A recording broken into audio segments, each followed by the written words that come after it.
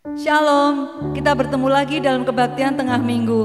Kita akan bersehati, memuji Tuhan, mendengarkan sabdanya, dan menaikkan doa-doa syafaat kita. Ada kata-kata yang sangat menguatkan. Terkadang Tuhan mengizinkan Goliat hadir dalam hidup kita, supaya kita dapat menemukan Daud dalam diri kita. Untuk itu, mari kita bersama-sama menyenangkan hati Tuhan, memuji namanya, memuliakan namanya, dalam setiap keadaan kita, apapun kondisi dan situasi kita. Kita akan pujikan bersama-sama lagu Menyenangkan-Mu Tuhan, itu kerinduanku.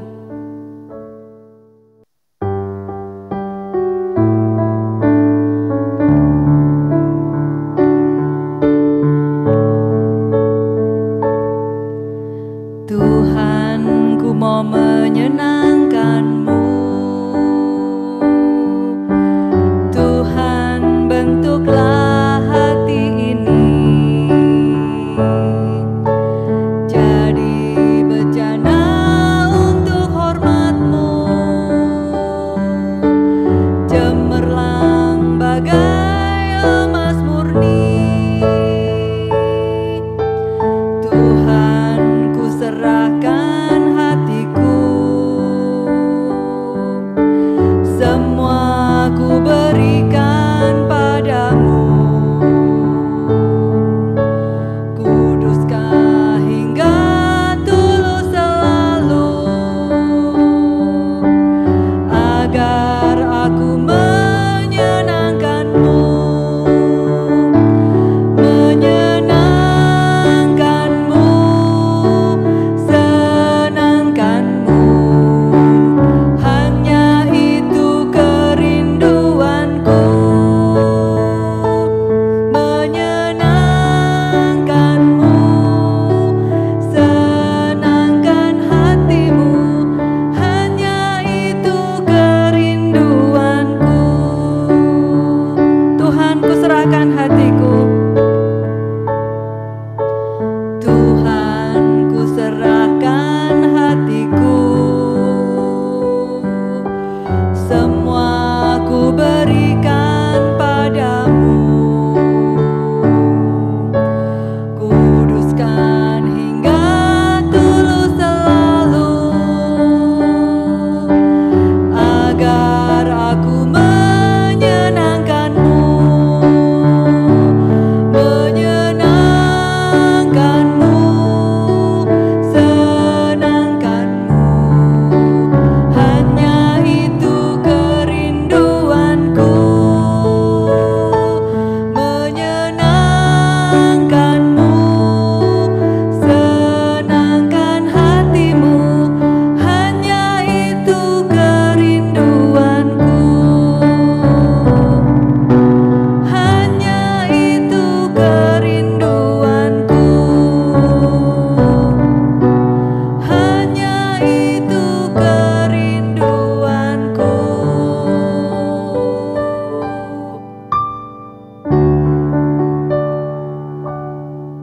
Mari kita masuk dalam doa pembukaan. Terima kasih Tuhan, kami boleh diberi kesempatan untuk memuji Tuhan dan memuliakan Tuhan. Kami menyerahkan Tuhan kebaktian kami ini dalam tangan-Mu. Biarlah apa yang kami persembahkan boleh menjadi dupa yang harum untuk kemuliaan nama-Mu. Kami ingin menyenangkan-Mu Tuhan, karena itulah kerinduan kami. Di dalam nama-Mu Tuhan Yesus Kristus, Allah kami, yang kami sembah dan kami kasihi. Halo Bapak Ibu dan Saudara yang dikasihi oleh Tuhan, kita berjumpa lagi dalam ibadah tengah minggu secara virtual. Dan mari sebelum kita membaca dan merenungkan firman Tuhan, kita memohon pimpinan Roh Kudus. Mari kita berdoa. Allah Roh Kudus, kami bersyukur untuk kasih setia Tuhan yang tak pernah berhenti atas hidup kami. Dan kami akan membaca dan merenungkan firman-Mu, kiranya Tuhan menolong kami. Di dalam nama Tuhan Yesus kami berdoa. Amin. Bapak, Ibu, dan Saudara yang dikasihi oleh Tuhan, saya akan membacakan firman Tuhan dari Injil Lukas pasal 24 ayat 44 sampai ayat yang ke-49. Demikian firman Tuhan.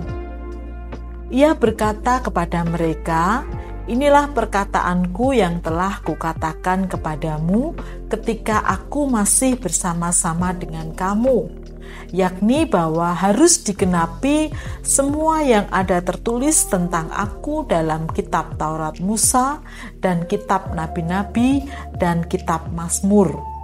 Lalu ia membuka pikiran mereka sehingga mereka mengerti kitab suci. Katanya kepada mereka, ada tertulis demikian, Mesias harus menderita dan bangkit dari antara orang mati pada hari yang ketiga. Dan lagi, dalam namanya berita tentang pertobatan dan pengampunan dosa harus disampaikan kepada segala bangsa, mulai dari Yerusalem. Kamu adalah saksi dari semuanya ini, dan aku akan mengirim kepadamu apa yang dijanjikan Bapakku, tetapi kamu harus tinggal di dalam kota ini sampai kamu diperlengkapi dengan kekuasaan dari tempat tinggi. Bapak, Ibu, dan Saudara, kita akan merenungkan teks ini dalam terang tema dalam Yesus ada pertobatan dan pengampunan. Biasanya kan kita mendengar lagu ya, dalam Yesus kita bersaudara. Nah, kali ini kita akan belajar bahwa dalam Yesus ada pertobatan dan pengampunan.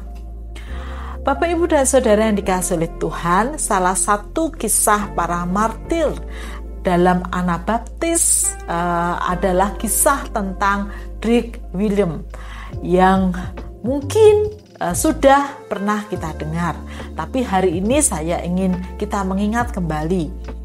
Ia dipenjara karena sebagai seorang Anabaptis. Saat ia dapat melarikan diri dari penjara, dia dikejar-kejar oleh para prajurit. Namun berhasil melewati udara dingin dan salju yang menutupi jalanan dan sungai. Namun tiba-tiba ia mendengar teriakan minta tolong dari salah satu prajurit yang mengejarnya karena terperosok di sungai yang tertutup salju. Akhirnya Drake Williams memutuskan untuk kembali dan menolong prajurit tersebut, meskipun resikonya ia ditangkap kembali. Demikianlah akhirnya setelah menolong prajurit tersebut, ia ditangkap dan dimasukkan penjara kembali, bahkan dihukum mati. Bapak, Ibu, dan Saudara yang dikasihi oleh Tuhan, dari kisah Drake Williams ini menunjukkan ada harga yang harus dibayar dari mempraktekkan kasih dan pengampunan. Setelah bangkit, Yesus menjumpai para murid-muridnya, tidak hanya untuk menguatkan dan meneguhkan hati para murid yang sedang diliputi rasa ketakutan, kekhawatiran, namun juga memberikan mandat kepada mereka. Tadi di ayat yang ke-47 di sana dikatakan, dan lagi dalam namanya berita tentang pertobatan dan pengampunan dosa harus disampaikan kepada segala bangsa, mulai dari Yerusalem.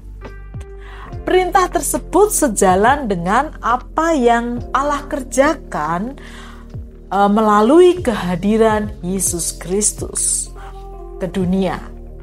Yesus menerangkan dirinya kepada murid-murid di ayat 44-46. Ia adalah penggenapan dari apa yang telah disampaikan oleh Allah seperti disebutkan dalam kitab Taurat Musa, kitab Nabi-Nabi, dan kitab Mazmur. Bapak Ibu nanti bisa lihat catatan dalam kitab Taurat Musa, kitab Nabi-Nabi, dan kitab Mazmur seperti yang ada tertulis nanti dicantumkan di sini. Seperti kitab Taurat ada dalam Kejadian 3 ayat 15, Bilangan 21 ayat 9, Ulangan 18 ayat 15 yang berbicara tentang bahwa dosa manusia tidak hanya mengakibatkan maut, namun juga permusuhan. Namun akan datang dari Allah pribadi yang harus didengarkan dari keberdosaan manusia itu. Ada kitab Nabi Yesaya, Yehezkiel, Daniel, Mika, dan juga Maleaki yang di sana dengan jelas menyebutkan bagaimana Mesias hadir dan menanggung penderitaan akibat dosa manusia dan dibangkitkan. Demikian pula dalam kitab Mazmur, baik itu di Mazmur pasal 2, pasal 16, pasal 22, pasal 69, pasal 71, pasal 110, pasal 118, menyerukan bagaimana Allah berkarya atas kehidupan manusia, sehingga manusia memperoleh pengampunan dari Allah. Manusia yang berdosa diberikan kesempatan kembali kepada Allah. Oleh karena itu, kitab Mazmur juga mengajak kita untuk bertobat, supaya kita memperoleh pengampunan dari Allah. Dengan demikian, Yesus Kristus adalah puncak dari karya penyelamatan yang Allah nyatakan kepada manusia. Penderitaan, kematian, dan kebangkitan Yesus telah Ia sampaikan kepada para murid jauh sebelum hal itu terjadi, saat mereka masih bersama-sama melayani. Dan saat Ia bangkit, para murid diingatkan kembali. Dan dalam hal inilah Yesus memberikan perintah untuk mewartakan berita pertobatan dan pengampunan dosa. Karena Yesus mau menekankan bahwa di dalam dirinya lah pertobatan dan pengampunan dosa manusia bisa dialami. Dan kasih karunia Allah bisa diterima oleh manusia. Bertobat. Bapak, Ibu, dan Saudara, bertobat itu berarti seseorang harus menyadari keberdosaannya. Apa yang dilakukan dan menyadari sepenuh-penuhnya bahwa ia berdosa dan ia bersalah. Tidak hanya berhenti pada menyadari, bertobat itu juga berarti mau mengakui keberdosaannya, mau mengakui kesalahannya, mau mengakui bahwa ya, aku bersalah, aku berdosa. Lalu kemudian memohon pengampunan dari Allah. Dan seperti yang Allah janjikan, ya, seperti yang ditulis dalam 1 Yohanes 1, bahwa barang siapa mengaku dosa di hadapan Allah, maka Allah adalah setia dan adil yang akan mengampuni dosa. Yesus Kristus, di dalamnya ada pengampunan Allah. Oleh karena itu, ketika kita dengan sungguh-sungguh bertobat dan memohon pengampunan, maka Allah mengampuni segala dosa dan pelanggaran kita. Yesus sudah menderita, bahkan mati di kayu salib untuk pengampunan dosa manusia.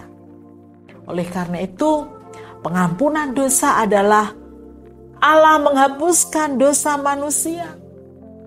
Dan untuk itulah Yesus harus menderita, bahkan mati, karena upah dosa adalah maut. Pengampunan dosa berarti tindakan Allah untuk perdamaian mendamaikan kehidupan manusia dengan Allah, sekaligus manusia dengan sesamanya dan manusia dengan alam semesta. Bapak, Ibu, dan Saudara yang dikasihi oleh Tuhan, inilah yang kita hidupi di dalam Tuhan Yesus Kristus. Dan ini juga yang menjadi PR bagi kita untuk kita beritakan bagi sesama kita. Tentu ini tidak mudah untuk dilakukan.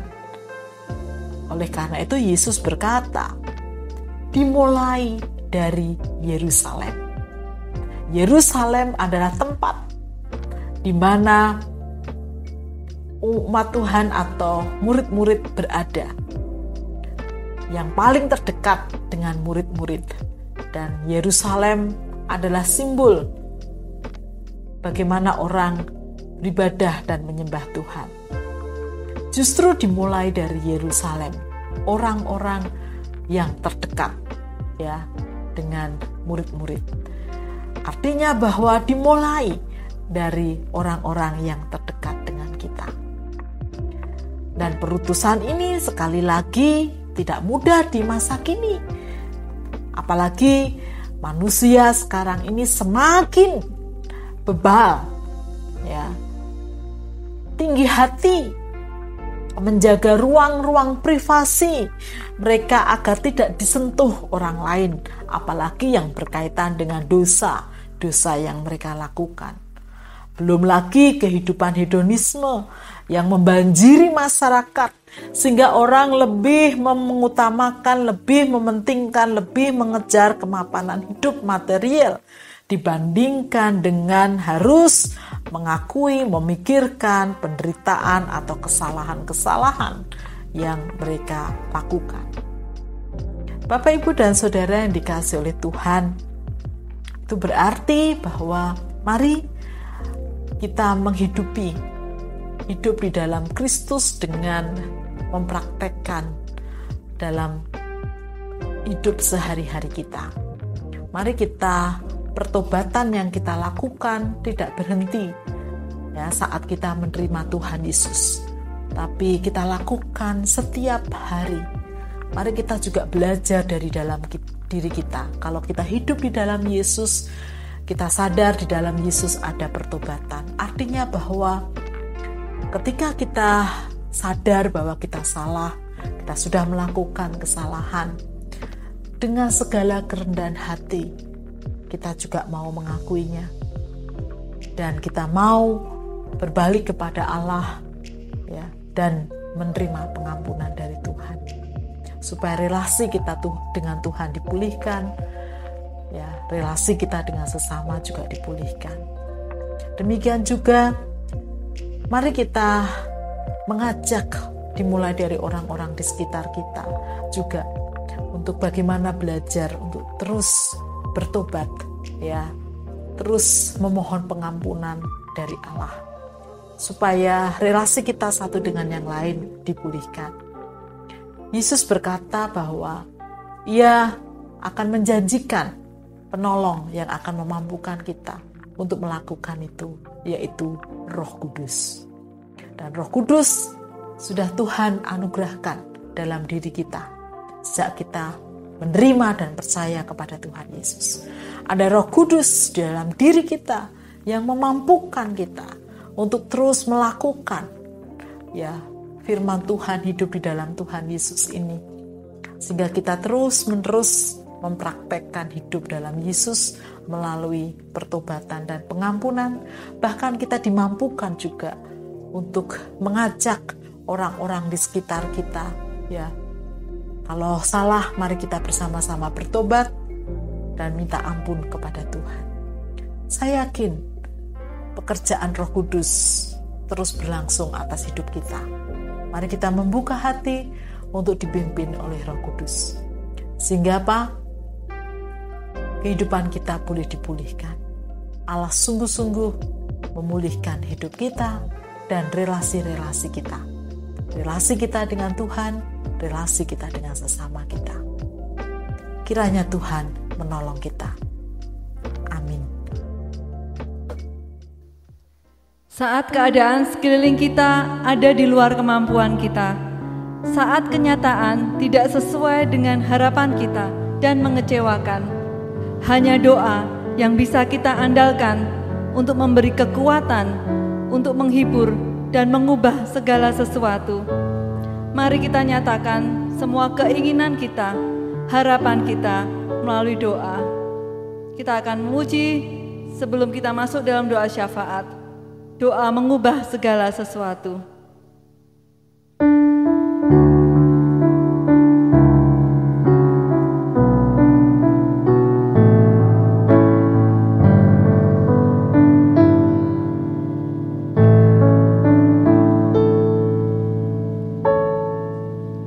Saat keadaan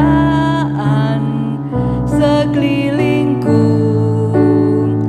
ada di luar kemampuanku, ku berdiam diri mencarimu. Doa mengubah segala sesuatu.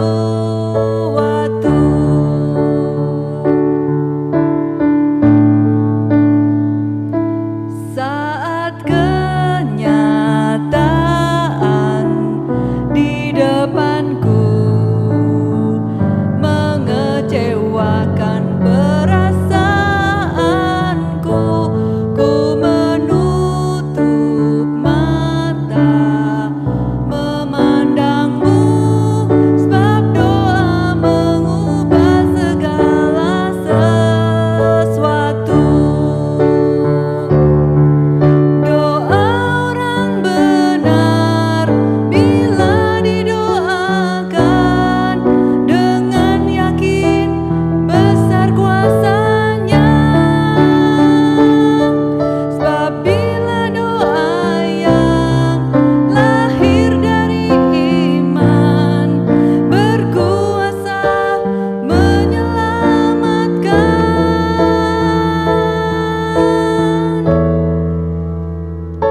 Seperti mata air di tanganmu, mengalir kemanapun kau mau.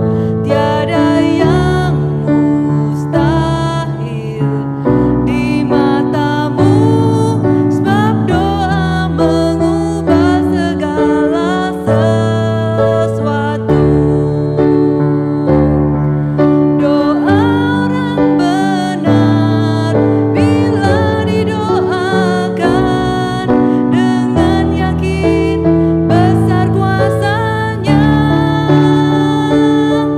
Dan tiap doa yang lahir dari iman berkuasa menyelamatkan.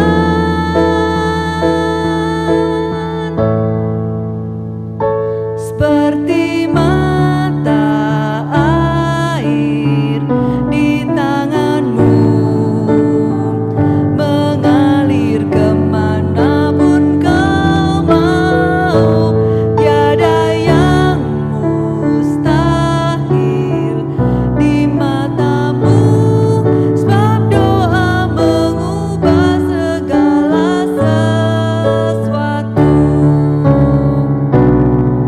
Doa mengubah segala sesuatu.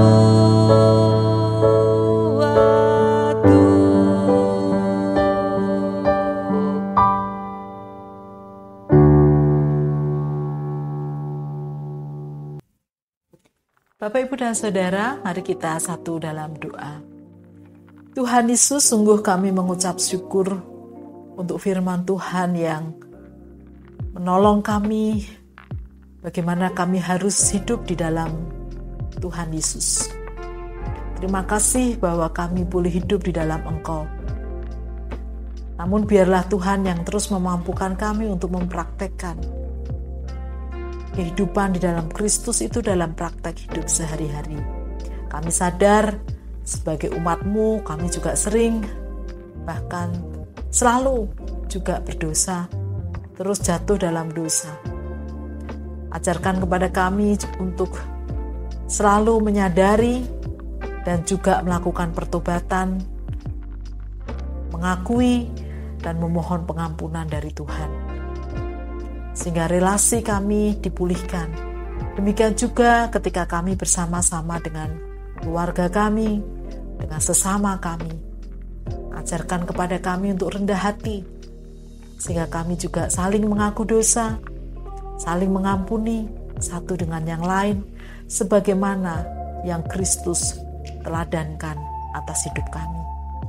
Tuhan, kami berdoa untuk setiap jemaat-Mu yang terus atau masih bergumul dalam pergumulan bersama dengan keluarga, soal relasi di antara mereka, soal ekonomi, pekerjaan.